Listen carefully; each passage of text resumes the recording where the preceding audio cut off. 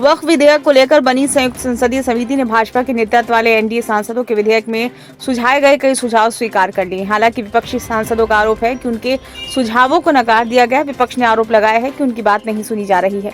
वहीं समिति के अध्यक्ष जगदम्बिका पाल ने मीडिया से बात करते हुए कहा कि समिति द्वारा सुझाए गए बदलावों से बेहतर और प्रभावशाली कानून बनेगा। विपक्षी सांसदों ने जेपीसी की बैठकों में लोकतांत्रिक प्रक्रिया नष्ट होने का आरोप लगाया। टीएमसी सांसद और जेपीसी के सदस्य कल्याण बनर्जी ने आरोप लगाया कि जेपीसी बैठक के दौरान उनकी बात नहीं सुनी गई और जगदम्बिका पाल तानाशाही तरीके से काम कर रहे हैं। उन्होंने पूरी प्रक्रिया को हास्यास्पद करार दिया। कल्याण बनर्जी ने कहा कि उन्होंने वही तय किया जो उन्होंने पहले से तय किया हुआ था। ये लोकतंत्र के इतिहास में काला दिन है। हालांकि जगदम्बिका पाल ने विपक्ष के आरोपों को खारिज कर दिया और कहा कि पूरी प्रक्रिया लोकतांत्रिक तरीके से हुई और बहुमत के आधार पर फैसले लिए गए।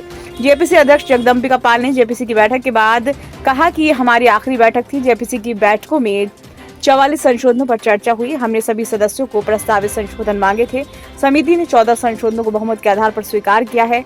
विपक्ष ने भी कुछ संशोधन सुझाए थे, लेकिन जब इन्हें लेकर मतदान कराया गया तो उन्हें बहुमत के आधार पर खारिज कर दिया गया।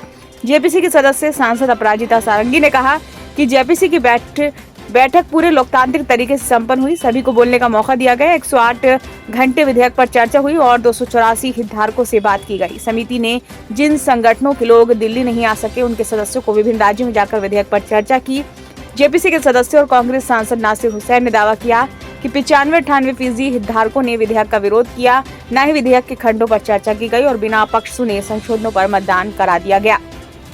कोई चर्चा नहीं हुई। शिवसेना यूबीटी सांसद अरविंद सावंत ने कहा कि जेपीसी की बैठकों में विधेयक के एक खंड पर चर्चा होनी चाहिए थी, लेकिन ऐसा नहीं हुआ। सिर्फ संशोधनों पर मतदान कराया गया। बताया जा रहा है कि 29 जनवरी को विधेयक का अंतिम ड्राफ्ट पेश किया जाएगा। हम उसे पढ़कर देखेंगे कि क्या करना है, लेकिन अमृत वर्ष में लोकतंत्र की हत्या हुई है। ब्यूरो रिपोर्ट, नई दिल्ली।